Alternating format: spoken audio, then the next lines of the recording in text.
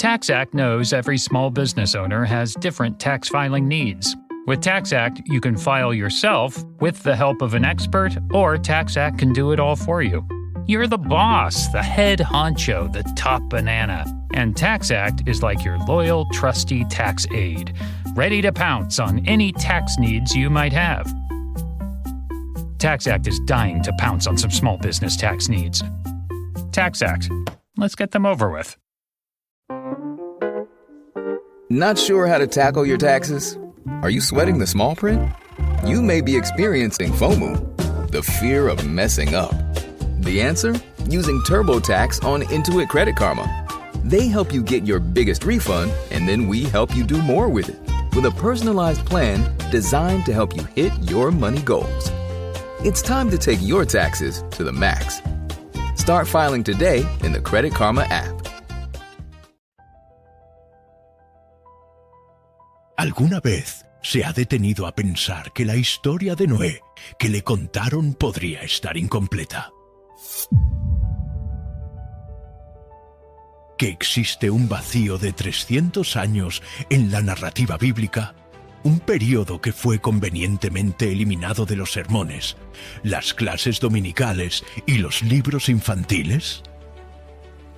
¿Qué hizo Noé, el único hombre justo de su generación, el predicador de la justicia que caminó con Dios durante 3 siglos y medio después del diluvio? ¿Por qué el libro de Génesis, tan detallado en genealogías y cronologías, dedica solo un puñado de versículos a describir el resurgimiento de toda la maldad que Dios acababa de barrer de la faz de la tierra? ¿Qué realmente sucedió en esos 300 años?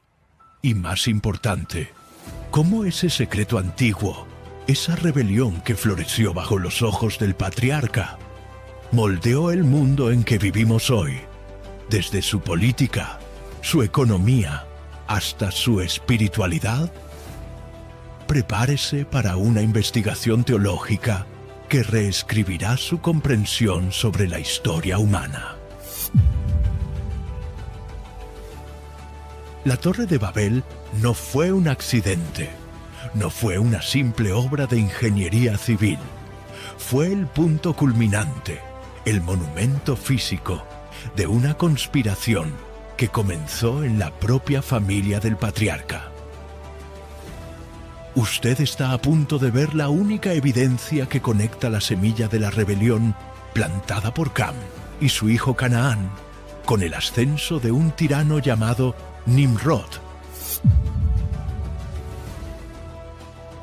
el primer Gibor, poderoso, postdiluviano, y la fundación de un sistema global de control y religión falsa que la Biblia llama, proféticamente, Babilonia.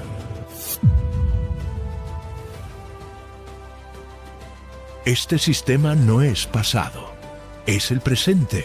Si pensaba que el diluvio puso fin a la lucha cósmica entre la simiente de la mujer y la simiente de la serpiente, estaba profundamente equivocado. Solo la reinició, dándole un nuevo campo de batalla. Y la respuesta a nuestra pregunta inicial, ¿qué vio Noé en esos 300 años eliminados?, es la llave maestra para decodificar la historia, la profecía y el futuro de la humanidad. Es hora de desenterrar la verdad. La versión que la mayoría conoce, la que se acepta sin cuestionamientos, es simple y lineal. Noé sale del arca, la humanidad recomienza. Noé planta una viña, se embriaga, maldice a Canaán y el mundo se expande. Luego, la historia salta cientos de años hasta Abraham. Esta es la versión de fachada, la narrativa simplificada que ignora la complejidad, el dolor y la tragedia del posdiluvio. Es una versión que convenientemente omite la rapidez con que el mal regresó. Nuestra tesis de decodificación es radical y perturbadora. Los 350 años de vida de Noé, después del diluvio, fueron un testigo vivo y agonizante del fracaso de la humanidad en aprender del juicio divino. Noé no fue un espectador pasivo, un anciano retirado en su viña. Fue el último guardián de una era, el enlace entre dos mundos, forzado a presenciar la repetición exacta de los pecados que llevaron a la destrucción del mundo anterior. Vio la semilla de la rebelión brotar nuevamente, más rápido, más organizada y más audaz que antes. El primer indicio, la primera grieta en la versión de fachada, está en la escena de la embriaguez de Noé. ¿Por qué la maldición recae sobre Canaán, el hijo de Cam, y no sobre el propio Cam, quien fue el que vio la desnudez del padre? La evidencia, oculta en la gramática hebrea y en la tradición judía, sugiere que el acto de Cam fue mucho más que falta de respeto. La palabra hebrea para ver, desnudez, puede, en algunos contextos, implicar exposición, burla o incluso un acto de violencia o perversión que intentó deshonrar al patriarca y, por extensión, descalificar la línea mesiánica que pasaba por Sem. La maldición no es un acto de venganza paterna, es un acto profético de Noé, el profeta de Dios. No está maldiciendo a Canaán por un error infantil, sino identificando la línea que, a partir de ese momento, se convertiría en el nuevo centro de la rebelión contra el pacto de Dios. Es un presagio de lo que los cananeos llegarían a ser. Si el acto de Cam no fue solo una mirada indiscreta, sino la reintroducción de un patrón de pecado prediluviano, tal vez la misma perversión que llevó a la corrupción de la carne y al nacimiento de los Nefilim. Entonces la propia fundación de la nueva humanidad estaba comprometida desde el primer día. Esto plantea una cuestión aterradora. ¿Falló el diluvio? ¿Necesitaría Dios intervenir nuevamente, pero esta vez de una forma diferente? La respuesta está en la genealogía que todos ignoran, en los nombres y las fechas que la Biblia registra con precisión quirúrgica. ¿Pero qué realmente sucedió? La respuesta está en el ascenso de un hombre que se declaró Dios sobre la tierra y que se convirtió en el arquitecto de Babilonia. Lo primero que necesitamos desmitificar es la idea de que Noé se retiró a una vida tranquila. El texto bíblico, cuando se lee con la lente del detective teológico, revela una cronología de eventos que se desarrollaron con una velocidad alarmante, todos bajo los ojos de Noé. El pacto de Dios y la primera caída postdiluviana. La viña de Noé sale del arca y Dios establece el pacto del arco iris. Génesis 9, 8, 17. La promesa es solemne. Nunca más destruir la tierra con agua. La humanidad recibe el mandamiento de ser fecunda, multiplicarse y llenar la tierra. Pero, ¿qué hace la humanidad? Inmediatamente, Noé planta la viña. Este no es un acto inocente, ni un simple pasatiempo de jubilado. La viña y el vino, en la Biblia, son frecuentemente símbolos de juicio, de maldición y de descontrol. Isaías 5, 1, 8, 7. Noé, el predicador de la justicia, el hombre que caminó con Dios, cae en el mismo error que la generación anterior: la pérdida de control y el irrespeto al cuerpo y a la santidad. La escena subsiguiente, la desnudez y la embriaguez, es la primera caída postdiluviana. Es la prueba de que el agua no purificó el corazón humano. Y es en ese momento de vulnerabilidad que la semilla de la rebelión, representada en Cam, encuentra su punto de entrada, la línea maldita, la continuidad del espíritu prediluviano. Cam, el hijo que ve la desnudez, representa la continuidad de la mentalidad prediluviana. No teme a Dios ni a la autoridad paterna. Su acto es de escarnio, de irrespeto, de una inversión de valores que honra el pecado y deshonra la santidad. Su hijo, Canaán, es el heredero de esa rebelión. La maldición de Canaán no es sobre raza, como la historia distorsionó. Es sobre destino espiritual. Noé, en su acto profético, está declarando que la línea de Canaán se convertirá en el centro de la idolatría, de los sacrificios de niños y de la inmoralidad, la antítesis de la tierra prometida. Noé, en sus 300 años, vio esa línea establecerse y prosperar en la impiedad. Vio la semilla de la serpiente reagruparse, la cronología oculta. Noé, testigo de Babel. La clave para los 300 años eliminados está en Génesis 10 y 11 y en la correcta interpretación de la tabla de las naciones. El diluvio ocurrió cuando Noé tenía 600 años. Vivió hasta 950. La tabla de las naciones, Génesis 10, lista las 70 naciones que se expandieron, y el evento de la Torre de Babel, Génesis 11, es el catalizador de esa dispersión. La dispersión ocurrió en el tiempo de Peleg, Génesis 10:25, cuyo nombre significa división. La cronología bíblica nos permite calcular la fecha aproximada del nacimiento de Peleg. Arfaxad nació 2 años después del diluvio. Sala nació 30 años después. Eber nació 30 años después. Peleg nació 34 años después de Eber. Cálculo: 2 plus 30 plus 30 plus 34. 96 años después del diluvio. Esto significa que la Torre de Babel fue construida y la confusión de lenguas ocurrió aproximadamente un siglo después del diluvio, cuando Noé tenía cerca de 700 años. Vivió 250 años más después del evento. El testimonio agonizante. El último guardián. Imagine la escena. Noé, el hombre que vio el mundo ser destruido por la rebelión, ahora con 700 años, presencia a su propia familia, sus nietos y bisnietos, unirse en un proyecto de rebelión que desafía al propio Dios. Raise the rudders! Raise the sails! Raise the sails! Captain, an unidentified ship is approaching. Over. Roger.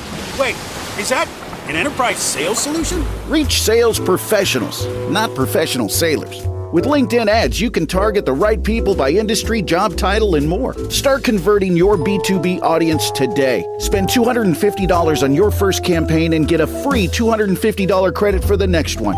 Get started today at linkedin.com/campaign. Terms and conditions apply. This episode is brought to you by Redfin. You're listening to a podcast, which means you're probably multitasking. Maybe even scrolling home listings on Redfin, saving homes without expecting to get them. But Redfin isn't just built for endless browsing. It's built to help you find and own a home. With agents who close twice as many deals, when you find the one, you've got a real shot at getting it. Get started at redfin.com. Own the dream. El recuerdo del juicio aún era fresco. El arca, tal vez, aún estaba cerca. Pero la audacia humana, liderada por un hombre carismático y poderoso, superó el miedo. Noé no estaba en un paraíso postdiluviano. Estaba en un campo de batalla espiritual. Vio la tecnología, los ladrillos cocidos y el betún, símbolos de autosuficiencia, y la unidad humana ser usadas no para glorificar a Dios, sino para construir un monumento a la propia gloria humana. Hagámonos un nombre. La rebelión estaba de vuelta, y Noé era el testigo silencioso y agonizante. Pero la semilla de la rebelión no era solo espiritual. Tenía un líder, un arquitecto, un rey, era el bisnieto de Noé, y la Biblia lo describe con una sola frase que oculta un secreto terrible. No era solo un cazador, era un cazador de almas. Y la tecnología de Babel no era para el bien. Tenía un propósito mucho más oscuro, que será revelado en el próximo bloque. El nacimiento del primer imperio global y el arquitecto de Babilonia, un hombre cuyo nombre se convirtió en sinónimo de tiranía. Génesis 10:8-9 presenta a Nimrod como el primer poderoso en la tierra, en hebreo, Gibor. Esta no es una palabra neutral. La palabra Gibor es la misma usada en Génesis 6:4 para describir a los Nefilim, los gigantes o héroes caídos de la era prediluviana, que eran el resultado de la corrupción de la carne. La implicación es clara. Nimrod no era solo un hombre fuerte, era un hombre de poder tiránico, que usaba su fuerza para oprimir y dominar. Fue el primero en autoproclamarse rey después del diluvio, estableciendo un reino que desafiaba la soberanía de Dios. La frase «poderoso cazador delante del Señor», Shibort Sayid Lifnei Yahweh, es la clave. No era un elogio. La preposición Lifnei puede significar delante de, pero también contra o en oposición a. Nimrod era un cazador poderoso en oposición al Señor. Cazador de almas, no de animales. El proyecto de dominio. El término cazador, Sayid, puede interpretarse como cazador de animales, pero en el contexto de un líder que funda ciudades y reinos, Babel, Erech, Akkad, Calne, la interpretación más profunda es la de un cazador de hombres y de almas. Nimrod cazaba las almas de los hombres, sometiéndolos bajo su dominio, reuniéndolos en una sola civilización centralizada. Fue el primero en desafiar abiertamente el mandamiento de Dios de expandirse y llenar la tierra. Génesis 9:1. En cambio, los reunió en un solo lugar, en una sola ciudad, Babel. La caza de Nimrod era la caza a la libertad humana, a la dispersión ordenada por Dios. Quería la unidad, pero una unidad basada en la rebelión y en el poder humano, no en la obediencia divina. El proyecto Babel, la anticivilización. La Torre de Babel no era para escapar de un nuevo diluvio de agua, pues el arco iris era la garantía divina. Era para escapar de un diluvio de juicio divino. El objetivo era, hagámonos un nombre. Génesis 11:4. Esto es la antítesis de la fe de Noé, que buscaba la gloria de Dios. El proyecto era complejo y multifacético, político, crear un gobierno centralizado, un imperio global bajo el mando de Nimrod, eliminando la necesidad de Dios, religioso, construir un zigurat, torre-templo, para adoración astrológica y dioses paganos, un sistema religioso que se oponía al culto a Yahvé. Babilonia se convertiría en la cuna de la idolatría. Tecnológico, usar ladrillos y betún, Génesis 11:3, una tecnología avanzada para la época, que simbolizaba la autosuficiencia humana, en contraste con la piedra y el barro usados por Dios. Estaban diciendo, no necesitamos a Dios, podemos construir nuestra propia seguridad y nuestro propio cielo. Noé y Nimrod, el enfrentamiento silencioso y la caída de longevidad. La tragedia de los 300 años eliminados se intensifica en el enfrentamiento silencioso entre Noé y su bisnieto. Noé, el último enlace con el mundo prediluviano, el hombre que caminó con Dios, estaba vivo y presente cuando su bisnieto, Nimrod, levantó el estandarte de la rebelión. La tradición judía, Midrash, y otras fuentes extrabíblicas describen un enfrentamiento directo entre Noé y Nimrod, donde Noé se opuso vehementemente al proyecto. Aunque la Biblia no registre el diálogo, el silencio de la narrativa es ensordecedor. Noé vio la repetición de la historia y la... AI is incredible. It can teach you how to fry an egg and even write a poem, pirate style. Yarr! But it knows nothing about your work. Slackbot is different. It doesn't just know the facts. It knows your schedule. It can turn a brainstorm into a brief. And it doesn't need to be taught. Because Slackbot isn't just another AI. It's AI that knows your work as well as you do. Visit slack.com/meet Slackbot to learn more. Get in the game with the college-branded Venmo debit card. Wreck your team with every tap and earn up to 5% cash back with Venmo Stash, a new rewards program from Venmo. No monthly fee, no minimum balance, just school pride and spending power. Get in the game and sign up for the Venmo debit card at venmo.com/collegecard.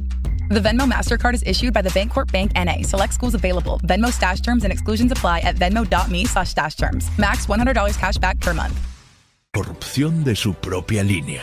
La caída dramática en la longevidad postdiluviana, de 950 años a 430, en Abraham, es la prueba del rápido retorno de la maldad y de la necesidad de Dios de acortar la vida humana para limitar el potencial de pecado. Todo lo que hemos visto hasta ahora, la maldición profética de Canaán, el surgimiento del Gibor Nimrod, la fundación de Babel, apunta a una sola conclusión. La humanidad no estaba solo pecando. Estaba construyendo una alternativa a Dios. Estaban creando una anticivilización, un modelo de sociedad basado en la centralización del poder, en la tecnología autosuficiente y en la adoración del hombre. Pero lo que Dios hizo a continuación cambió el planeta para siempre. La confusión de lenguas no fue solo un castigo, fue una cirugía divina para impedir que el mal se volviera irreversible, para salvar a la humanidad de sí misma. Pero la cirugía dejó cicatrices, y la mayor de ellas es el legado oculto de Nimrod, que sobrevivió a la dispersión y se infiltró en todas las culturas de la Tierra. Ese legado no es solo historia antigua, es el ADN de toda la rebelión moderna. Ese legado es la clave para la gran revelación. Dios descendió y confundió las lenguas. Balal en hebreo, que significa confundir. Este acto no fue un fracaso, sino un éxito preventivo. Impidió que la unidad rebelde de Nimrod se consolidara en un sistema de maldad global e irreversible. La dispersión forzada hizo que las 70 naciones llevaran consigo no solo sus nuevas lenguas, sino también el sistema religioso político de Babel. Babilonia, por lo tanto, no es un lugar, sino un modelo de civilización que se opone a Dios. La fusión de los linajes, el ADN de la rebelión. La historia de Noé y sus 300 años eliminados es la historia de la fusión de los linajes. La simiente de la mujer, la línea de Sem, de donde vendría Abraham y el Mesías, y la simiente de la serpiente, la línea de Cam, Canaán, Nimrod, se mezclaron nuevamente como había sucedido antes del diluvio. La rebelión no fue destruida, fue expandida. Lo crucial es entender que la línea de Sem, la línea de la promesa, no estaba inmune. Eber, el tatarabuelo de Peleg, y su hijo Peleg son el punto de inflexión. La familia de Sem, que debería ser la guardiana de la fe, estaba siendo corrompida, forzando a Dios a intervenir, y más tarde a llamar a Abraham para salir de Ur de los Caldeos, una ciudad que estaba bajo la influencia directa del sistema babilónico.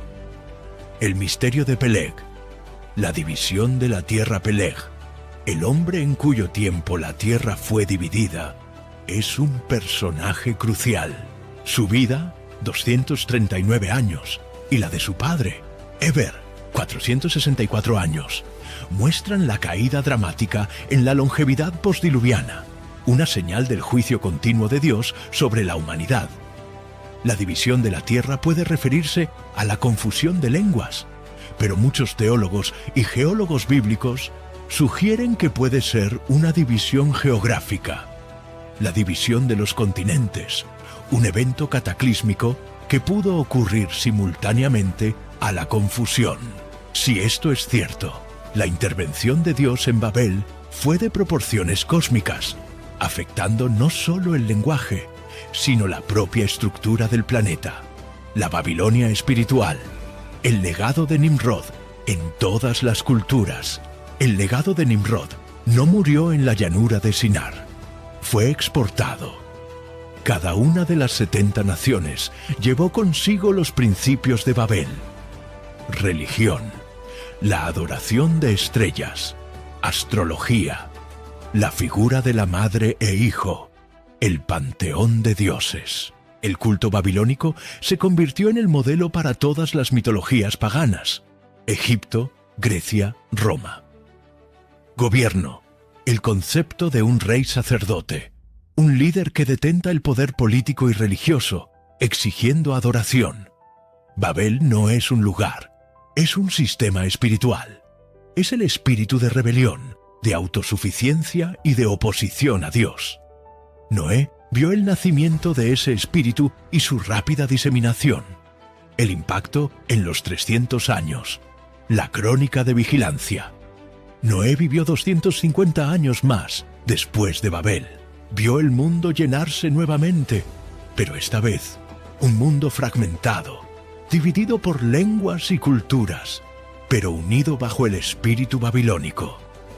Vio la simiente de Sem, la línea de la promesa, ser continuamente tentada y corrompida por la simiente de Cam. La vida de Noé después del diluvio es una crónica de desilusión y vigilancia, un testimonio de que el corazón humano no fue purificado por el agua. Vivió para ver la necesidad del llamado de Abraham, el hombre que tendría que salir de Babilonia para empezar de nuevo. Usted está a punto de ver la única evidencia que conecta esta historia antigua con su vida hoy. Babilonia no es solo una ruina en Irak, es una estructura de poder que se manifiesta en nuestros días. Lo que Nimrod comenzó, el mundo moderno está finalizando. Quédese hasta el final, pues la gran revelación está a 1 minuto de distancia y le mostrará dónde se esconde el espíritu de Nimrod en la sociedad actual y cómo puede protegerse de él. ¿Cuál es la gran revelación? Es esta: el espíritu de Nimrod y el proyecto de Babel nunca fueron destruidos, solo fueron pospuestos y fragmentados, y ahora buscan la unificación final. El proyecto de Babel era la centralización total del poder, de la economía y de la religión bajo un único líder humano, en oposición a Dios. Y lo que vemos hoy, en el siglo XXI, es la tecnología finalmente permitiendo la conclusión del proyecto de Nimrod. Babilonia está siendo reconstruida, no con ladrillos y betún, sino con datos y algoritmos. Centralización política, la búsqueda incesante de una gobernanza global, donde la soberanía de las naciones se disuelve lentamente en favor de un sistema unificado. El sueño de Nimrod de un único gobierno mundial está más cerca que nunca. Centralización económica, la creación de un sistema financiero digital único, la moneda de Babel, donde cada transacción puede ser rastreada y controlada por una élite centralizada, eliminando la libertad individual y la capacidad de disidencia. Centralización tecnológica, el desarrollo de una inteligencia artificial que busca unificar todo el conocimiento y toda la comunicación, prometiendo una torre de Babel digital que nos hará como dioses en nuestro propio entendimiento, negando la necesidad de un creador. La Babilonia que Noé vio nacer es la misma Babilonia que el libro de Apocalipsis describe como el sistema del fin de los tiempos, el gran sistema de engaño y poder que se opone a Dios. Noé, en sus 300 años eliminados, presenció el prototipo de lo que sería el último imperio global. Vio que la rebelión no se trata de la altura de un ladrillo, sino de la arrogancia del corazón humano, que se niega a expandirse, a someterse y a depender de Dios. Volvemos a nuestra pregunta. ¿Qué vio Noé en esos 300 años eliminados? Presenció la prueba irrefutable de que el diluvio no curó la enfermedad del pecado. Vio al hombre salir del arca, pisar tierra seca y en menos de un siglo recomenzar el mismo proyecto de rebelión que había destruido el mundo.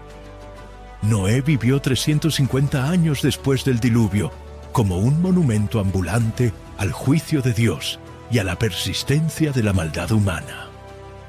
Su vida es un recordatorio solemne de que la verdadera lucha no es contra el agua, sino contra el espíritu de Babel que reside en cada uno de nosotros. La historia de los 300 años eliminados no es un vacío, es el eslabón perdido que conecta el jardín del Edén, el arca de Noé, la torre de Babel y los eventos finales de la historia humana. La lección de Noé es clara. La única forma de sobrevivir a Babilonia es salir de ella, tal como Dios llamó a Abraham a hacer. Si ahora ve el mundo de otra manera, si ha percibido que la historia de Noé es mucho más oscura y urgente de lo que le contaron, entonces ya ha comenzado a decodificar el espíritu de Babel en nuestros días. Deje su me gusta para que esta investigación alcance a más personas que necesitan despertar. Suscríbase al canal y active la campana para no perder el próximo capítulo de esta investigación teológica. Y, por favor, comente abajo. ¿Cuál fue la parte más impactante de esta revelación para usted? ¿Cree que el espíritu de Nimrod está vivo y activo hoy? Su reflexión es parte crucial de este viaje.